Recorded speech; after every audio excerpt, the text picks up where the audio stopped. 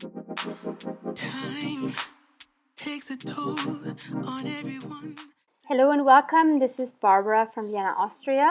We are doing a junk journal with me today, and we are working in Gulla book, children's vintage book, part 4. If you've missed the making of this book, then I will link that down below.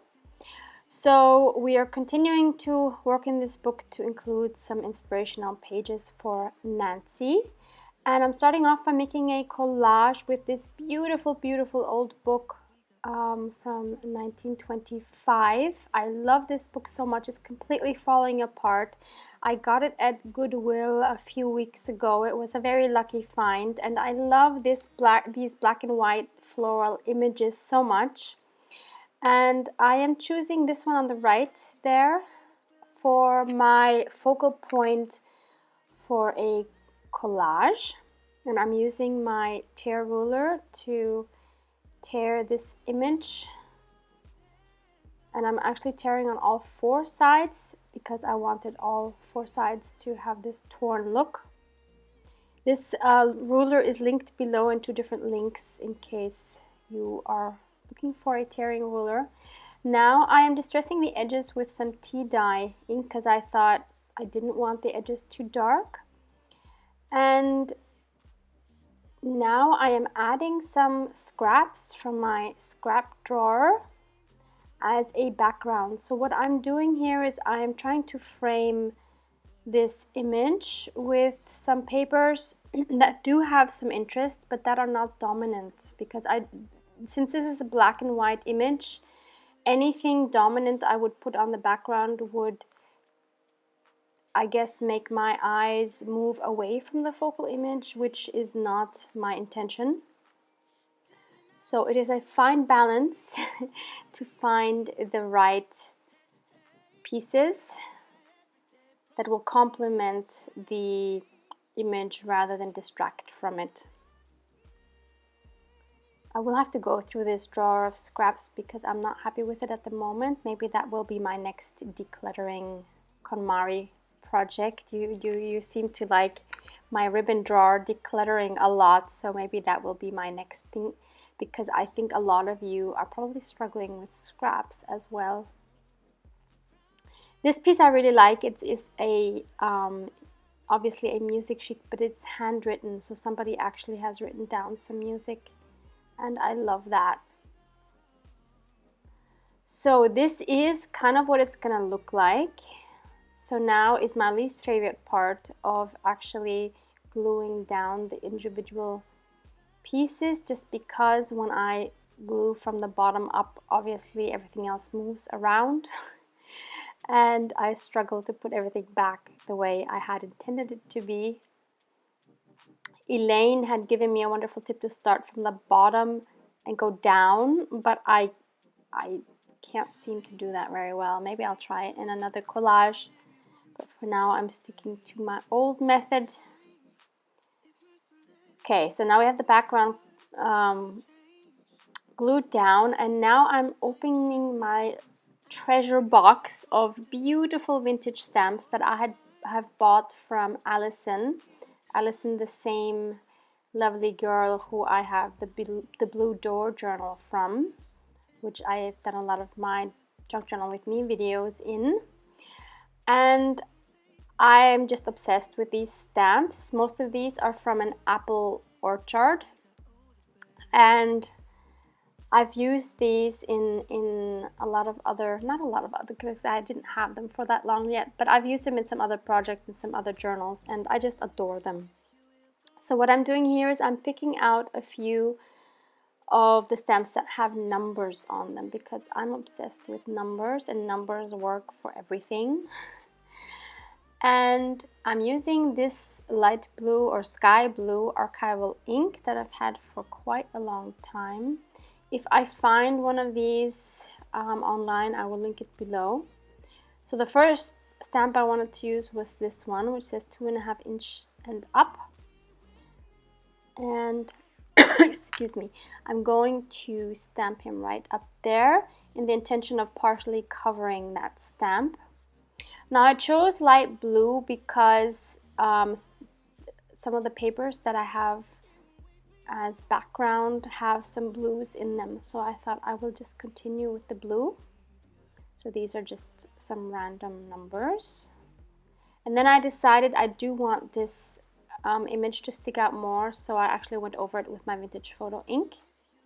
Now I also wanted to add some stamps, some postage stamps. So I'm going through my postage stamp book, which I have from the flea market. And the problem with this is that a lot of these stamps I just want to hoard. I cannot imagine using them in anything because they're just pretty, and I've collected, you know, some of these for a while and made categories for them. So a lot of these I don't know if I will ever use, but there are some categories which are easier for me to use, like this one, which has buildings on them. I don't know why this is easier, maybe because I don't have a cohesive collection of them yet. And what I'm doing is I'm choosing all the ones that have some blues in them, but that are not too dominant. So I'm going to choose, I think, three more that are tiny. Yeah, I have this set here from these tiny stamps from 1952. So I will use those as well. So I'm also gonna put those partially underneath the focal image. So I'm gonna make like little clusters here, just because I think clusters are more interesting and fun than just individual stamps.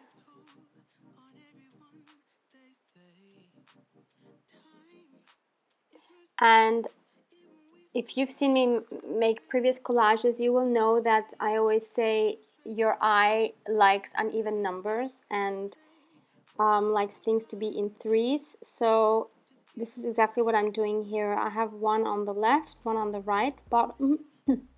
Then I'm gonna add the last one on the top right. So there's my triangle with the blue. And yes, you could argue that the notes on the bottom are blue as well, but they are not dominant at all, so I would not count those. Now I'm using my red Ladybug Memento ink, and I'm going to add some more numbers just to add a little bit more color and to make this collage a little more lively. And again, I'm going to be adding 3 because look, now I have the 2 and there's just something missing. For me, for my aesthetic, I just need another one. So I'm gonna add this one. This one is a little bit different because you actually only see the outline when it's stamped, but very cool as well. So there's a little bit of a close-up. So there we have our little collage. I am happy with this. It's very subtle. And I did want to add some words to that. And I have these word stickers from 7 Dot Studio. This sheet is called Fortune Teller. I got this a long time ago. I don't remember where. I know I did order it somewhere online and it was not Etsy. So I guess if you Google for 7 Dot Studio, you will find these. So I found this a soul made of meadow flowers, which of course is perfect for these little flowers here, because they definitely would grow in a meadow by a tree. I don't know the English word. In German, they're Maiglöckchen, which literally translates means May bells, which is very cute because the flower looks like a little bell. So that's that collage. And next, I wanted to use this beautiful trim, which I believe I got either at the flea market or at a craft flea market quite a few months ago. So my aim was to try and make a tuck spot using another vintage book page or partial book page. And I'm just tearing it down with my regular ruler to the size that would fit nicely on the side of this one page. I wanted to put it on. And I'm trying out this glue. It's a Tisa glue pen duo, and it's for all kinds of different surfaces. I have a few glues in my glue box where I store all my glues, and I thought rather than ordering more of this quite expensive but wonderful 3-in-1 glue, I will try to use some of the other ones that I have. I'm trying to be good here. I would love to order more of the 3-in-1 glue, and I do have some left, but I kind of, yeah, I guess I kind of want to save some of that. I don't know why, but since it is quite pricey, I want to keep that for when I absolutely have to use it. So now I have this cute little tuck spot, and I needed something to go in it. So I found these recipe cards recently at my Goodwill. Some people were asking me what I mean by Goodwill here in Vienna, Austria. So I have this place called Carla, which is a part of Caritas, and I have a huge warehouse not far from me. So this is where I go to find a lot of my beautiful books and other paper goodies. And these recipe cards are going to be in German, and I don't know how vintage they are. They're probably not that vintage, maybe 80s. I don't know. From the photos, they could be 90s even. But I think they're so cute. Most of them have macaroons on them. Some have other kind of cookies. And I really think they're adorable. The colors are adorable. And who doesn't want cute cookie pictures in their journal, right? I hope, Nancy, you do. So I'm going through these, trying to decide on 2 of them that I will add in this tuck spot.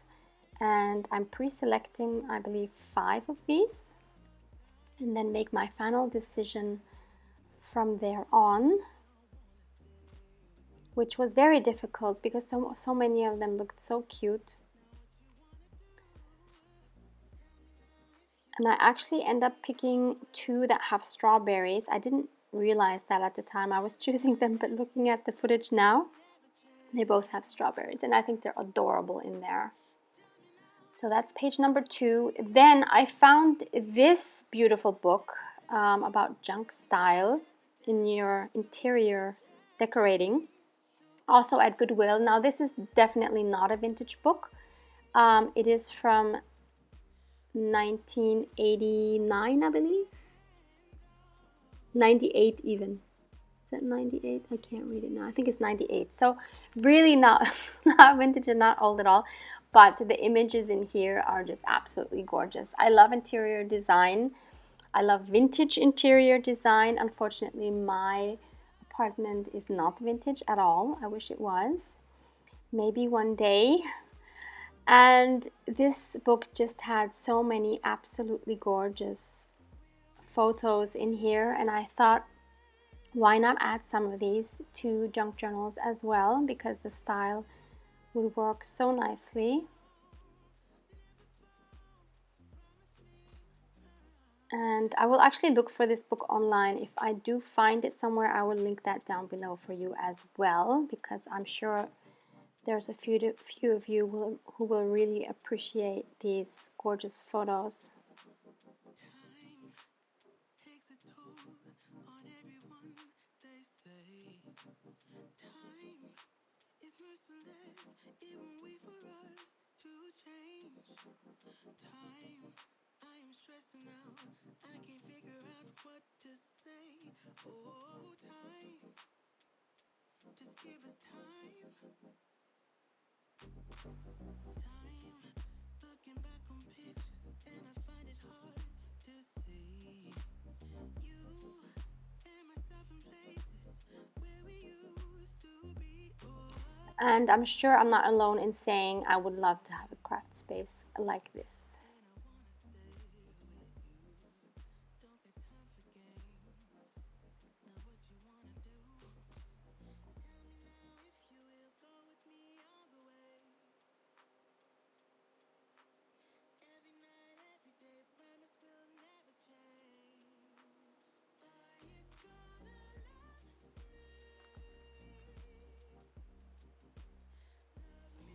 So the photo I wanted to include in this journal is this beautiful image of this vintage cutlery, mostly spoons. And since the back side is so cute as well, I wanted to have both sides visible. So I'm going to add this as a very simple tip in. So first I had to cut the sides a little bit to make it fit on the page I wanted it to go on. And I wanted to attach it with some washi. So this is my drawer with my washis. And I'm trying to find one that will work with the colors that won't distract too much from the image. So this one I have in my hand is a Tim Holtz one. I was contemplating about this one, but in the end, I think Tim Holtz always wins. So I have 2 sets from the Tim Holtz washis. I will link them below in my Amazon affiliate links. Maybe you can find them cheaper at, if you're in the States, I think Tuesday Morning has the sets very cheap, and I'm very jealous because usually they are much more expensive. Yeah, so I just put some glue on it as well for the part that I was going to attach to the book, because I want to make sure that it stays in place. And for the other side, where this other image is, I chose this blue one. Now, I'm not entirely sure where I got this. I'm thinking maybe it was London Gifties. I'm not sure. Okay, so that was the tip in, and next I wanted to use this beautiful lace that I have received in a Happy Mail, and I wanted to make a very simple pocket out of it. So I'm just trying to figure out, do I want the lace to go over to the other page or not? But I couldn't really make it work so that the images are where I want them to be if I make it spread across the whole spread. So I did cut it down just to be on one page, and I did want to sew it on so that it would hang, you would see a part on the bottom. So I just used some very light pink thread and stitched that through, and I like that it peeks through on the other side. I wouldn't know how else to attach a delicate lace like this, to be honest, except with sewing. And now I'm going through my vintage postcards that are from the flea market, and I wanted to find one that would look nice in here, and I decided to go for this one, which fits perfectly. And I wanted to show you the back because I've never actually seen this before, but you can see here it says Vienna, Germany. So unfortunately, Vienna and Austria was part of Germany during the Second World War, and so the capital Vienna was lost to the capital being Berlin, and it wasn't until 1955 that Austria was its own country again. So that's such a sad part of our history. But I love that postcard actually documents Vienna, Germany.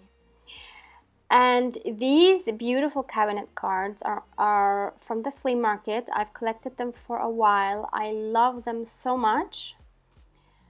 And I think some of these actually look like they could be Tim Holtz cards, which is, I'm sure, which is how Tim Holtz actually got his beautiful images. So I am going to choose 2 of these to put in the book, and I will show you in a moment how I will include these. They are a bit thicker, so they do add a bit of bulk. Here you see. And I wanted to show you also some of these back sides because they are gorgeous as well. So it would be a shame to just glue them into the journal because you wouldn't see these beautiful back sides anymore. It's quite hard to find these cabinet cards, I find here at least, with women on them, because most of these, like 90% I see of these, have only men on them. So I'm so happy when I find one with women on them. So here I have this glassine bag that I have because I purchased something. I purchased a postcard recently, and so I decided that is a good way to put them in the journal. Of course, I could have used some like clear plastic, but that kind of, in my eyes, would have destroyed the vintage look of this book. So I decided to go with a glassine bag, and you can still kind of see the photos underneath, although obviously not as clearly. So what I'm doing here is I wanted both sides to look the same, so I cut the bottom part open and made the same shape as the top part had, and then I folded it in two because this is going to be part of a signature. And now I'm just gonna find two of these cards that I'm going to stick on either side. And then I decided that I needed to change the place of it because I didn't want them too close together, so I wanted to make sure there's enough other pages in between. So the other one I chose is this mother with her little baby. This one.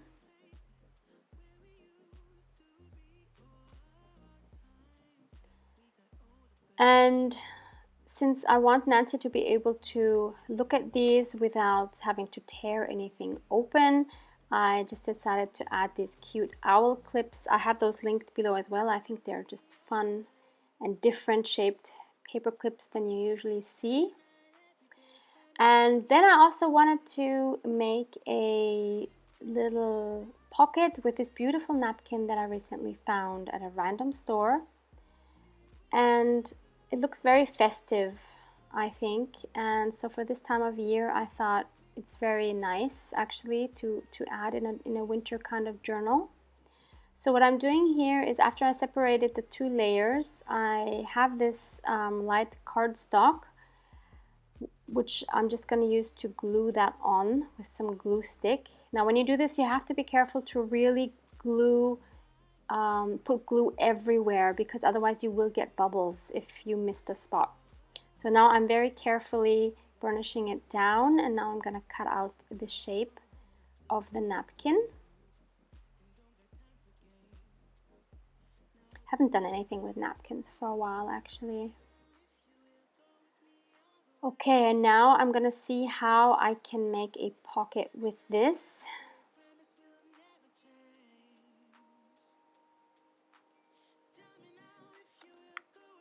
So I need to find a page where I would like this. And as you can see, obviously I haven't sewn the signatures in yet, because this way I have more freedom in working in it, because I can sew whatever I need to sew, and I can add pages, take pages out until I'm happy with it. So I found my page and I'm cutting this down, and when I cut it, I think I put it on wrong, and I was like, wait a minute, something's wrong, because that one edge was weird. So I cut that off, and this was not how I intended to actually put it on, but it works just fine. And I just distressed the edges, and now I'm gonna use my glue on two sides to make a tuck spot, I guess. And since it wasn't holding down very well, I decided to add these clamps and burnish that corner to make sure it sticks down really well. And then I'm going back into this beautiful vintage interior design book, and I remembered seeing this beautiful picture of this flower, and I thought this would work really well in this tuck spot. So I am just cutting that down and kind of making that into a tag. So I'm rounding the corners.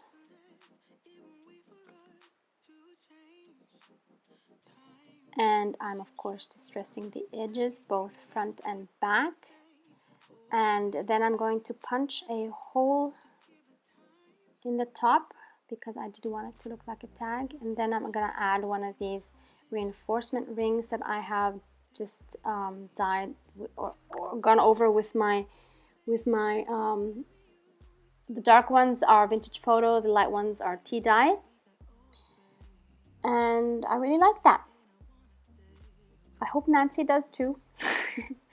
So thank you for watching. Hope you got some more inspiration for your own journal and hope to see you back in the next video. Have a wonderful creative day. Thank you. Bye. Every night, every day, promise will never change. Are you gonna love